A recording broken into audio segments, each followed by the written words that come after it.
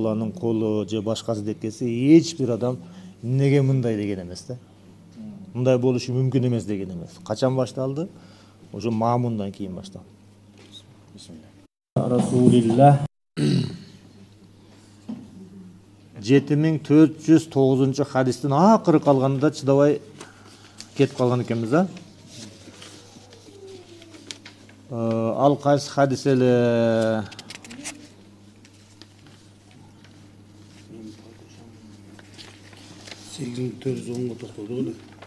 Жок, ошо 9дун акыры калганда акыркысы колу менен жараттым деген хадис. Биринчи хадисин окуганбыз да. Ан Ибн Аббастан, Кала Ибн Аббас айтты: "Мас самавату саб'у вал ардуна саб'у фи ядиллахи илля ка хардалатин фи яди ахадикум." Аллахтын колунда 7 кабат асмандар менен 7 кабат жер силердин бириңердин алаканындагы хардал даныча болуп калат дейт. Айтты го Аллах Таала асмандарды бүктөп, чеңгелдеп туруп, силкитип туруп, мен падышамын, жер падышалары кайда деди го.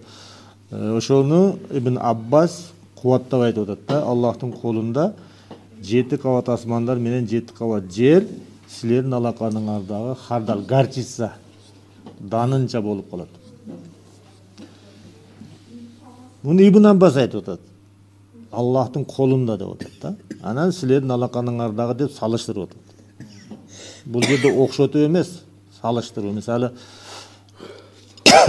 айтат го, арштын алдында курси талаада жаткан, чоң немеде жаткан бир шакек дейди, Курсинин алдында 7-нчи асман чоң чөлдө жаткан бир шакек желек.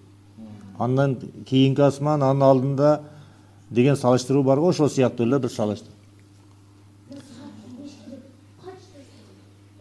Демек 7410 хадисте Катада деген бул табиин алымы. Анастан риваят кылат, Анас бул сахаба. Анас айтып атат, Пайгамбар саллаллаху алейхи ва саллям айтты: Аллах Таала кыямат күнү бардык ыймандуу пенделерин чогултат. Алар өз ара минтип сүйлөшөт. Бул чогулуу каерде? Махшар деген майдан болот, чоң. Мавкиф дагы деп коет. Ошол жерге Алла Таала кыяматта жанагы ва изал кубуру бусирата, кабырлар жарылып, элдер турулуп, бардыгы иля раббихим, Раббилерине чогулат деген аяттар бар го. Ошол чогулуш жер Мавкиф деп коюлат, Махшар деп коюлат. Бардык анан Алланын өкүмүн күтүү. Бул күтүү Алла өзү билет. Өтө алыс жылдарга чейин күтүү болот. Анан ал жерде ысык болот. Башка хадистерде келиши боюнча адамдар өзүнүн тизесине чейин, белине чейин, өзүнүн терине батып кетет, алкымына чейин өзүнүн терине батып. Бул элестеткиле. Биз кичинекей эле ысыктан качып туруп, мына көлгө эме кылып атабыз да. Ал жерде Мавкифте кача турган нерсе жок да. Ла зилла илля зиллуху деп келет башка хадистерде. Алланын көлөкөсүнөн башка көлөкө жок болгон жайдак жер, бир дарак жок. Ысык тер кетип атат, ушунчалык кетип атат, агып сиңип жоголбойт дагы, адамдар ушу өзүнүн терин кечип жүрөт. Кандай оор күн да? Ошондой оор күндө ал качанга чейин чозулат? Аллах Таала 5 менен тозокко өкүм кылганга чейин. Ыймандуулар да тозокко кирет. Ал жерде кабыр жок. Капырга уже өкүм чыккан, алар тозокко. Алар төбөлүк алар. Алар өкүнчүгү болгон. Дагы жыйылбайбы алар? Акчага дагы жыйылбайбы ошондо? Бул жерде бар, азыр келебиз. Бул жерде көбүнчө ошо немелерде ыймандуулар. Ахли таухид дагы бар бул жерде. Бирок аларга жеңилдетилет. Кыскасы, ушундай бир оор күн. Анан ошол бардык адамдар сүйлөшүп, кыйналгандыктан айтышат да, бул пайгамбарларга барайлычы, Алладан бизге шапаат тилеп берсинчи. Шапаат дегени мынаулардын күнөөсүн кечирип коюң дегенди шапаат дейт. Сураныч, ортомчулук. Анан бардыгы чогулуп Раббибизден шапаат сураттырсак, ушул турган жерибизден андагы ысыктан, оорчулуктан, жанагы терден жаныбызды рахаттандырса деп Адам ата алейхисаламга келишет. Келип айтат: "О Адам, адамдардын акыбалын көрбөйсүзбү?" дейт. Мына кыйынчылыкты дейт. Аллах Таала сизди өз колу менен жаратты эле го деп атат да. Биринчи эмне кылып атат? Бирөөдөн бир нерсе сураганда анын фазилетин айтыш керек. Сен деле бирөөдөн бир нерсе сурасаң, башта аябай мактайсың да аны. Анан кийин сурайсың да. Адамга келип туруп анын фазилетин, улуулугун айтат. Алла сизди өз колу менен жаратты эле го деп элдер айтат. Ошол элдердин арасында азыркы күндө Алланын колу бар дегенге болбойт дегендер дагы болот. Себеби аркы дүйнөгө баргандан кийин бардыгы билинип калат да. Ошолор өздөрү дагы айтат: Алла сизди өз колу менен жаратты эле го деп айтышат да. Ушул жерден айта кете турган нерсе, Аллах Таала 5 нерсени өз колу менен жараткан. Башка нерсени күн, бол деген сөзү менен жараткан да. Ал 5 нерсе: биринчиси арш, экинчиси калам, үчүнчүсү Адам алейхиссалам, төртүнчүсү Адын бейиши, бешинчиси Таурат китеби. Таурат китеби. Ушул 5 нерсени Аллах өз колу менен жараткан. Башка нерселерди күн, бол деген сөзү менен жараткан. Ошо 5тин бири Адам алейхиссалам. Ошого келишет, айтышат: сизди Аллах Таала өз колу менен жаратты эле го, сизге периштелерди сажда кылдырды эле го, бардык нерселерди ысымын үйрөтүп сизди алым кылды эле го. Эми Раббибизден бул дегени ушунчалык сиздин даражаңыз бар Алланын алдында деп атат да. Эми Раббибизден бизге шапаат сурап бериңизчи, ушул турган жерибизден бир жаныбыз рахат алсынчы дегенде Адам эмне деп атат? Мен буга ылайык эмесмин дейт да. Мен буга ылайык эмесмин. Силерден шапаатыңарды сурап алганга Аллага кайрыла албаймын. Ал эмнеге андай деп атат? Башка дагы риваяттар бар. Алла Адам алейхиссалам эмне кылган эле? Жебе деген нерсени жеп койгон эле да. Биринчи күнөөнү жасаган эле. Ошондон уялам дейт.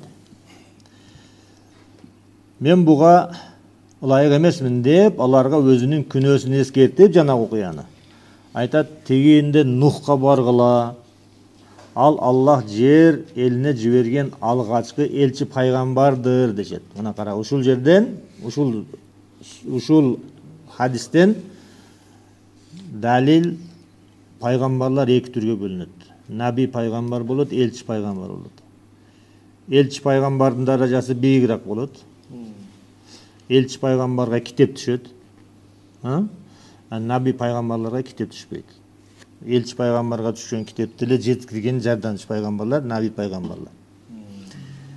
Элчи пайгамбарлар. Ошон үчүн дүйнөдөгү эң биринчи пайгамбар кайсы дегенде, жалпы эле пайгамбар маанисинде Адам. Элчи пайгамбар маанисинде биринчи пайгамбар Нух. Биринчи элчи пайгамбар. Ошону айтып атышат да, Нухка баргыла деп атат. Адам өзү айтып атат: ал Алла жер бетине жиберген эң биринчи элчи пайгамбар Нух. Анан Нухка келишет. Нух айтат: мен буга ылайык эмесмин деп өзүнүн кетирген каталарын санап берет. Анан айтат: Ибрахимге барганыңар жакшы, ал Рахмандын досу дейт. Ар бир пайгамбардын өзүнүн фазилети айтылып атат да. Адам алейхиссалам Алла өз колу менен жараткан, Нух алейхиссалам биринчи элчи пайгамбар, Ибрахим алейхиссалам Рахмандын досу. Ибрахимге барышат, анан арыз арманын айтышат. Анда Ибрахим айтат: мен буга ылайык эмесмин, анткени тигил бул каталарды кетиргенмин, андан көрө Мусага баргыла.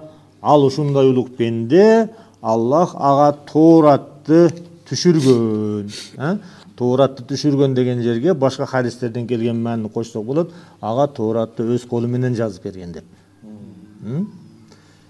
жана аны менен ортомчусу сүйлөшкөн. Алла Муса менен ортомчусу сүйлөшкөн. Башка пайгамбарлар менен кандай? Жибрил периште аркылуу сүйлөшкөн. Муса менен түздөн түз сүйлөшкөн. Муса Алланын сөзүн уккан.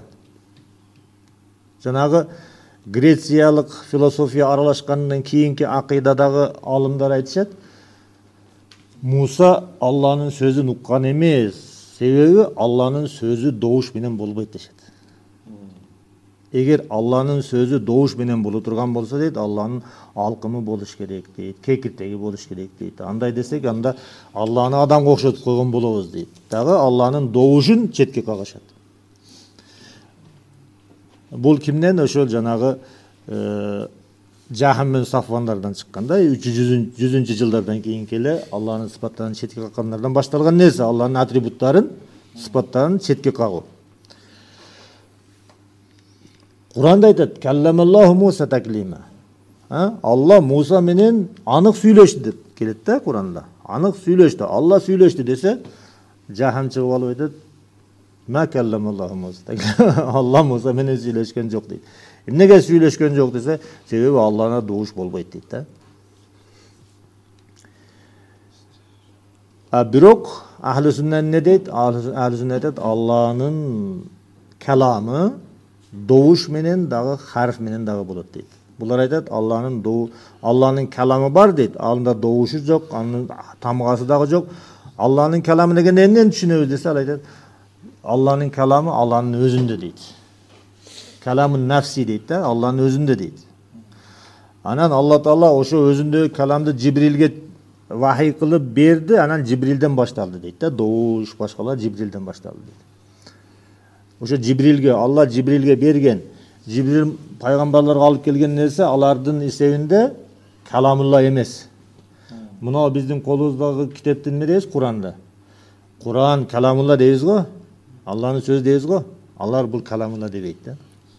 Булар Куран бирок каламулла эмес. Каламулла кайсы десе, каламулла Алланын өзүндө дейт. Алланын өзүндө. Алладан Жибрилге өттүбү, ал каламулла болбой калат дейт.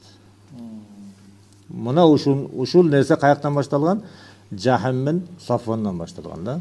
Ошон үчүн Жахмия деп айтадылар. Ибрахимди айтып атат, Ибрахим айтып атат: "Мен буга ылайык эмесмин. Андан көрө Мусага баргыла. Алла Таала Тууратты түшүргөн, аны менен ортомчусу сүйлөшкөн" дейт. Мусага келишет. Муса да айтат: "Мен буга ылайык эмесмин" деп өзүнүн каталарын айтып, Исага баргыла. Ал Аллахтын сөзү, Аллахтын руху, жана элчи пайгамбары, сүйүктүү пендеси деп Исага келишет. Иса да айтат: "Мен буга ылайык эмесмин. Силер Мухаммад саллаллаху алейхи вассаламга баргыла. Ал Аллах анын өткөн жана алдыдагы күнөөлөрүн кечирип жиберген пенде." Биринчи немеси эмне экен? Өзгөчөлүгү Аллах анын ма тақаддама ва ма таахар. Мурунку күнөөлөрүн дагы кыяматка чейин өлгөнгө чейин кылган немелерин дагы кечирген. Каталарын. Бул ошондой пенде. Анан Пайгамбар саллаллаху алейхи ва саллям айтат: "Мага келишти" дейт. Мухаммад саллаллаху алейхи ва саллям айтат: "Аларды ээрчитип бардым" дейт Раббиме дейт. Анан Раббимден уруксат сурадым дейт. Бүткүл адамзатты Раббиге ээрчитип барып, Раббиден уруксат сурадым. Ал мага пенделерине шапаатчы болушума уруксат берди дейт. Мына дуа кылып атканда: "Ey Алла, мага Мухаммад алейхиссаламдын шапаатын насип кыл" деген биринчи шапаат ушул. Биринчи шапаат ушул. Анан бул шапаатты пайгамбардын өзүнөн суралбайт. Мисалы үчүн Раузага барып алып, Мадинага барып алып, пайгамбардын күмбөзүнө карап: "Ey Расулулла, мага шапаатчы бол, шапаатыңы мага насип кыл" деп суралбайт да. Себеби ал шапаат Алланын колунда. Пайгамбарыбызга берет, ал Алла каалап берип атат да. Эгер ошо пайгамбарыбыздын шапаатына киргизсе дагы Алла киргизет да. Пайгамбар өз кааласы менен киргизбейт. Ошон үчүн бардыгын кимден сурайбыз? Алладан сурайбыз.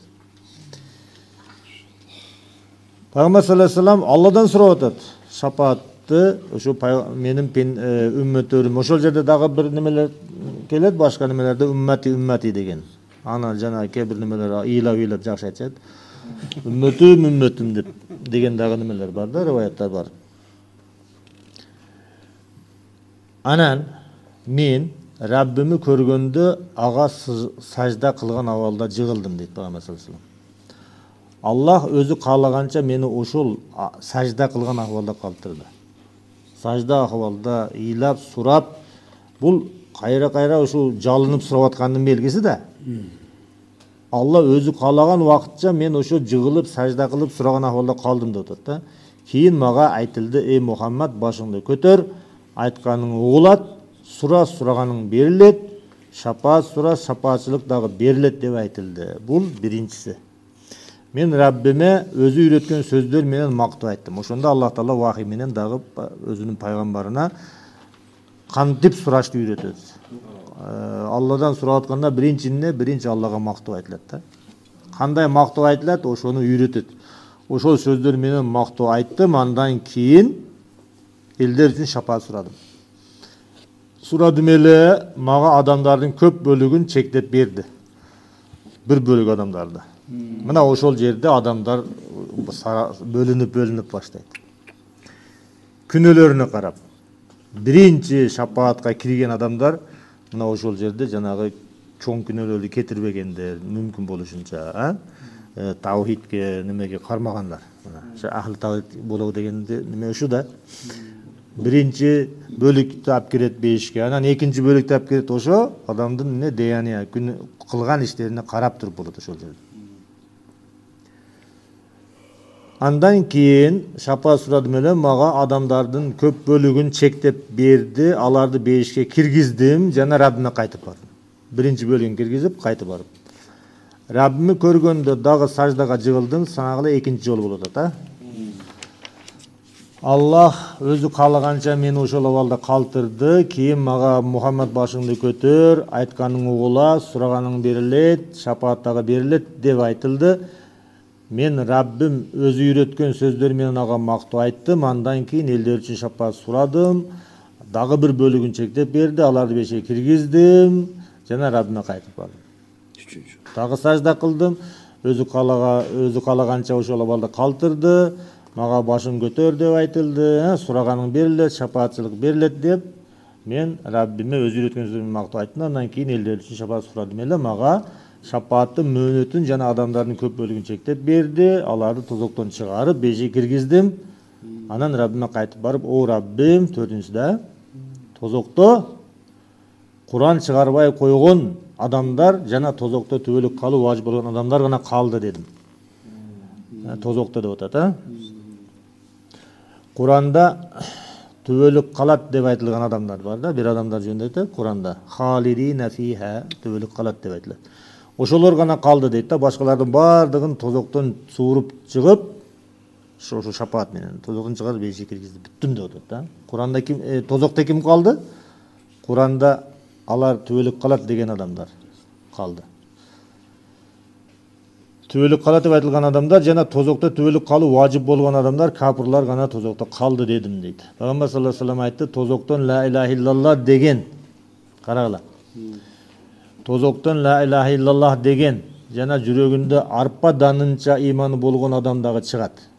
Арпа данынан башталат да. Андан кийин ла илаха иллаллах деген жана жүрөгүндө мите курттай иманы болгон адам дагы чыгат. Арпанын ичинде мите курт ошо дандын ичинде болот, кичине болот да. Андан кийин үч бөлүктө. Андан кийин ла илаха иллаллах деген дагы жана жүрөгүндө кыпындай иман. Кыпын дегени бул зарра.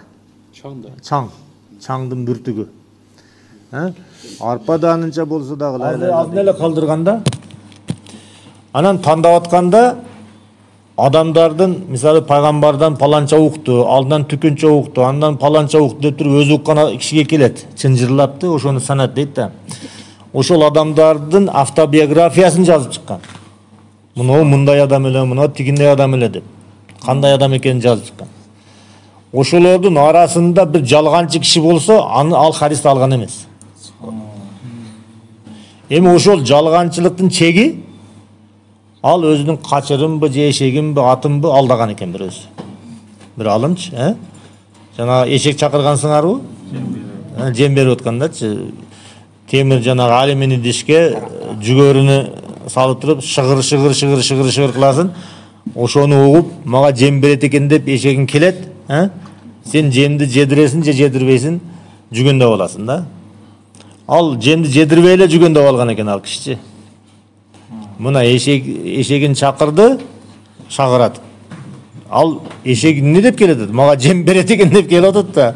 Жемди бербей эле жүгөндөп койду. Ошону алдаган адам адамды алдабайбы дейт да. Айванды алдаган адам адамды алдабайбы? Ошол адам хадиске жалган кошуп кое албайбы деп туруп, ошол адамдын, ошол алымдын, адам эмес, алым адам. Ошол алым адамдын, ошол хадис равичи алым адамдын хадисин ошол бир кылыгы үчүн албай койгон деген өзү жетиштүү да. Канчалык деңгээлде Бухарийде алып келген хадистеринин сахih экенине ушу жетиштүү. Бухарий айтты дегенден кийин биз бул жерде окуп алып туруп, ушу окшошпой калды дегенге эч кандай бизде неме жок. Же ушу биздин акылыбызга туура келбей калды дегенге биздин акылыбыз жок. Мындай хадистер келгенде биз акылыбызды алып коюшубуз керек текчеге. Ошон үчүн айтылат да, имандуу адам кээде акылын текчеге алып коюшту билиш керек. Эмненин алдында? Вахидин алдында да. Аят, анык аят келсе, сахих мутаватир хадис келсе, акылыбызга туура келбей калса, биз вахиди ээрчийбиз деген ушундан. Акыл менен акылдын айырмасы ушундан да. Кээ бир адамдар ушундай хадистерди окуйт дагы сал окшошпой атат дейт да. Өзүнүн ой чабытына, философиясына, акылына туура келбей калат. Же бир алымдардын уккандарына туура келбей калат дагы. Бул жерде Бухарийдин хадиси болсо дагы кабыл албай коюшат. Бул кабыл албай коюу качандан башталды? Жанагы халифа Маамундун заманынан башталды да. Андан нар жакта мусулмандар андай шектенген эмес. Хадиспи хадис, аятпы хадис, акылына туура келбей, акылына калчаган эмес. Биздин философияга туура келбейт деген сөз болгон эмес да. Ал нерсе ошо Маамундан кийин башталды. Мутазилалардан кийин башталды. Көбүнчө. Бул дагы ошондой хадис да. Кече айттым го, жана стойкага туруп аласыңар деп. Анас разияллаху анху Пайгамбар саллаллаху алейхи вассаламдын мындай деген риваят кылды. Тозокко адамдар таштала берет. Бул жанагы немеге чейин. Тозок дагы неме дейт? Дагы барбы дей берет да, тойбойт да. Дагы барбы дей берет. Бул жерде дагы Алла Тааланын ырайымдуулугунун бир белгиси бар да. Качан гана аламдардын Раббиси тозоктун четин таманы менен басканда, тозоктор бири-бирине жуурулушуп кетет дагы, тозок айтат: жетишет, сенин кудуретиңе жана улуулугуңа ант ичип айтамын, жетишет деп тозок жалдырап жиберет. Дагы барбы деген тозок жетишет деп калат да. Бейиш болсо тозоктон чыгарылгандар менен толтурула берет. Бейиш толуп калат. Анан Аллах Таала жаңы бейиш орундарын жаратып, батпай калгандарды жайгаштырат. Бейиш дагы, тозок дагы толуп, андан чыгарылгандар менен бейиш дагы толуп калганда Аллах Таала жаңы бейиштерди жаратат. Вала тазалул джаннату тафдулу, бейиш дагы кошумча боло баштайт. Фаюскинахум фазлал жанна, Алла Таала ошо бейиштен ашып калгандарды жаңы бейиштерди жаратып жайгаштырат дейт. 9-бөлүмдү окуйлу. Аллах Тааланын Аллах угуучу, көрүүчү деген аяты жөнүндө. Калган окуалла хадистен кетебиз. 7386 хадис. Абу Муса Аш'ари айтты, разияллаху анху: Биз бир сапарда Пайгамбар саллаллаху алейхи вассалам менен чогуу бара жаткан элек. Качан бир дөбө көтөрүлгөн сайын кыйкырып бийик добуш менен такбир айтат элек.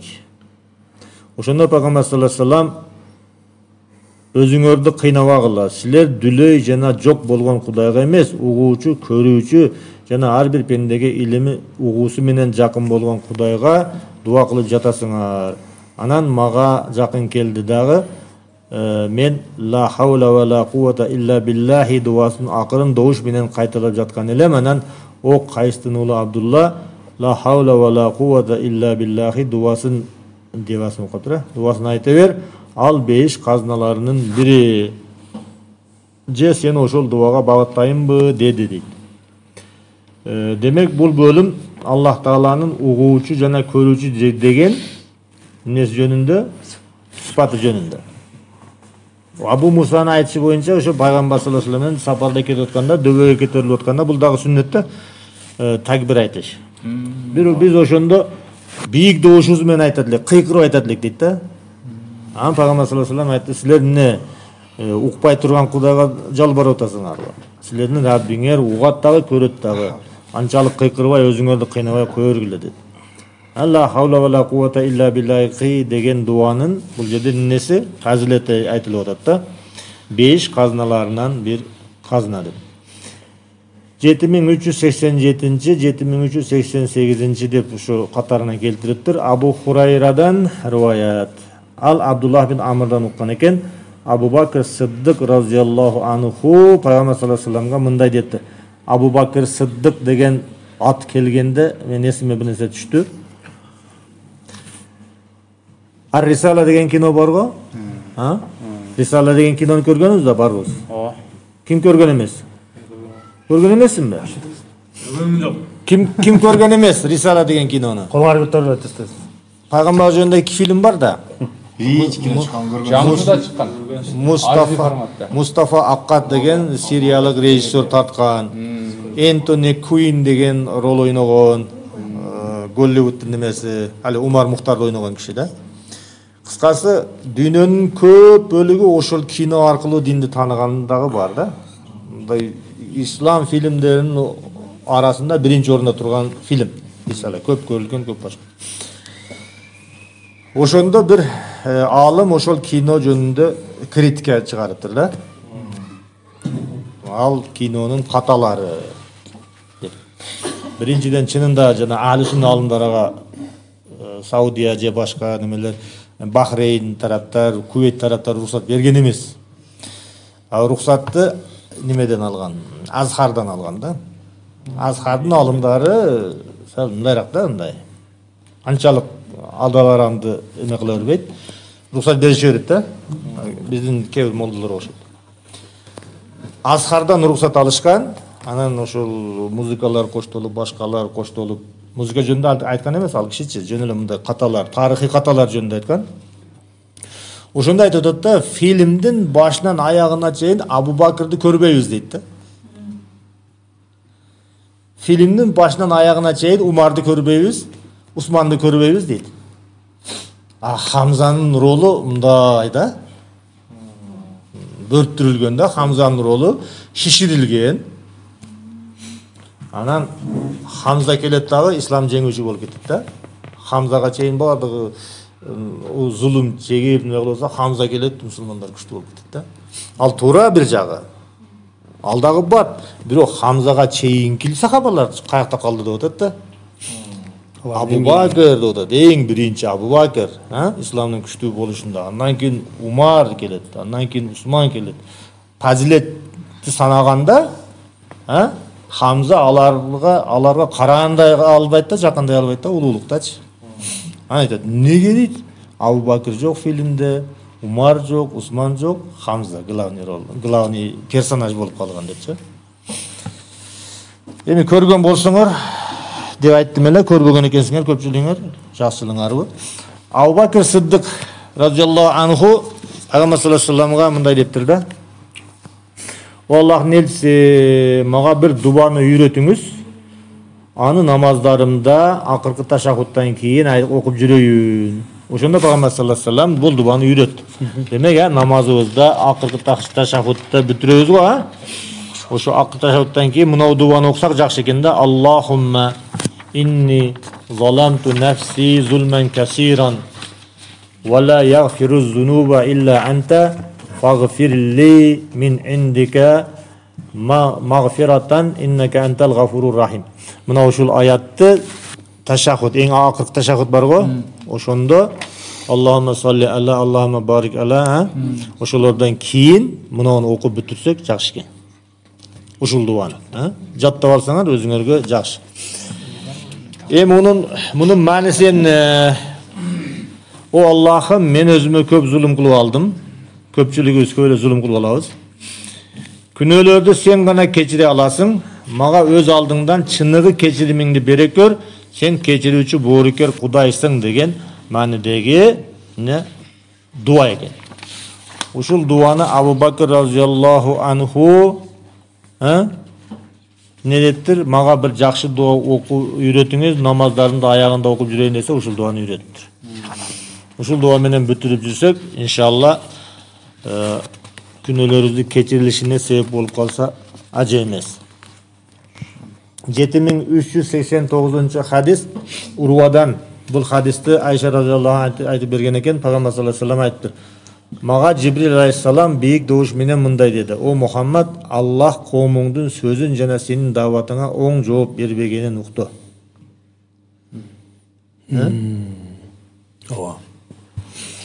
Инналлаха кад самиа каула каумика ва ма радду алейка. Бул кайсы? Пайгамбар саллаллаху алейхи ва саллям айтыпты, мага Жибрил алейхиссалам бийик добуш менен мындай деди. Жибрил алейхиссалам Алладан алып атат: "О Мухаммад, Аллах коомуңдун сөзүн." Коому ким? Курайш.